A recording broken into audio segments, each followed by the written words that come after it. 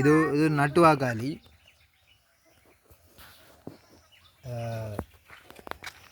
அரக்னிட் என்று சொல்லுவோம். இது அதாவது இந்த பூச்சி என்று சொல்லக்கூடாது, நாங்கள் சொல்லியிருக்க 8 கால் பூச்சி என்று சொல்லுவோம். இந்த இதில் இருக்கிற இதால் கடிக்கும், அது இதில் இருக்கிறதால குத்தும். இது ஆபத்தான விஷயம், யாரும் வீட்டில் ட்ரை பண்ண வேணாம். இது வந்து சிலந்திகளோட சம்மந்தமானது. 8 கால் ஒரு உயிரினம், நாங்கள் 8 கால் பூச்சின்னு சொல்லக்கூடாது.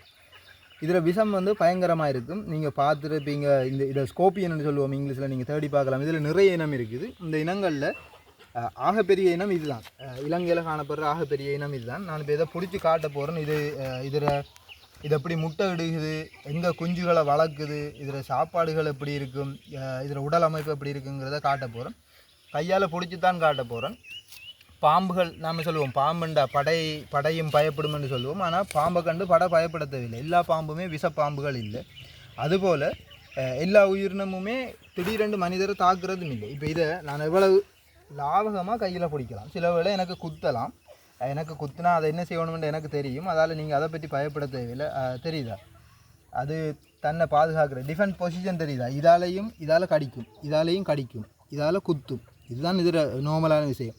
நான் கையை வச்சு காட்ட விரும்பல, கடிக்கும் தானே ஷுவராக, அதால் நான் தடியை வச்சு காட்டுறேன்.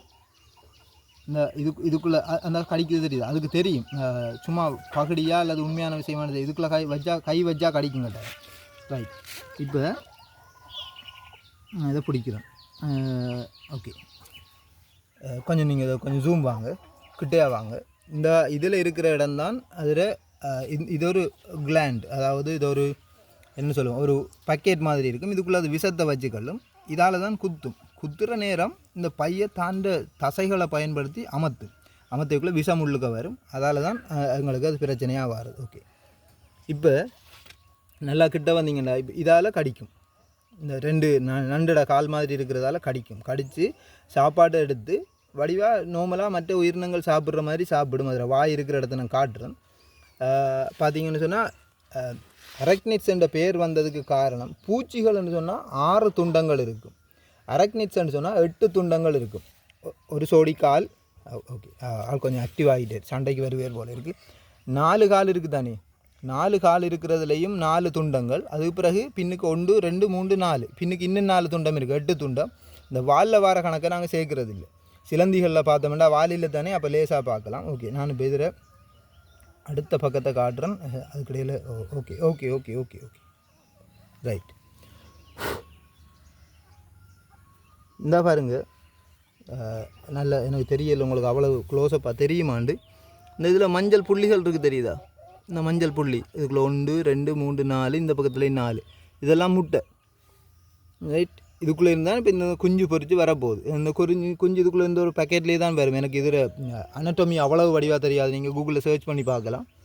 இந்த தெரியுதா, சுவாசிக்கிறதுக்கு ஒரு ஏரியா இருக்குது, தெரியுதா? கீழே பூ மாதிரி ஒரு ஐட்டம் இருக்குது, சுவாசிக்கிற ஏரியா. அதே போல் இன்னும் கொஞ்சம் இப்படி எடுத்தோம்னா இந்த இருக்குது வாய், நாங்கள் இந்த இருக்குது வாய், இதால் சாப்பிடும். ஓகே, இது ஒரு ஆபத்தான செயல்முறை. நீங்கள் அதாவது இப்படியான பூச்சிகள் இனங்கள் விஷ ஜந்துக்களை கையாளுறதுக்கு எக்ஸ்பர்டீஸ் வேணும். சும்மா டக்குன்னு பிடிச்சிடாதீங்க, வீடு வழியை பிடிச்சி ஆபத்தான நிலைமையில் ஆஸ்பத்திரிக்கு போக வேண்டி வரும். இதில் விஷம் பாம்புட விஷத்துக்கு சமனாக இருக்கும்.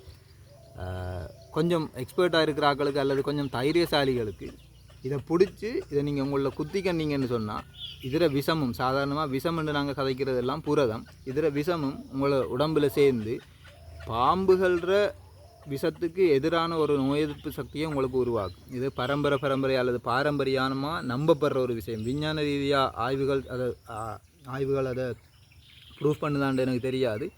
நான் இந்த தேள்களை பிடிச்சி என் உடம்பில் குத்திக்கிறேன். என் உடம்பில் தேள் விஷம் இருக்குது, அதால் பாம்புகள் கடித்தா எனக்கு ஒன்றும் ஆகாதுங்கிற ஒரு நம்பிக்கையில் வாழ்ந்துகிட்டு இருக்கிறேன்.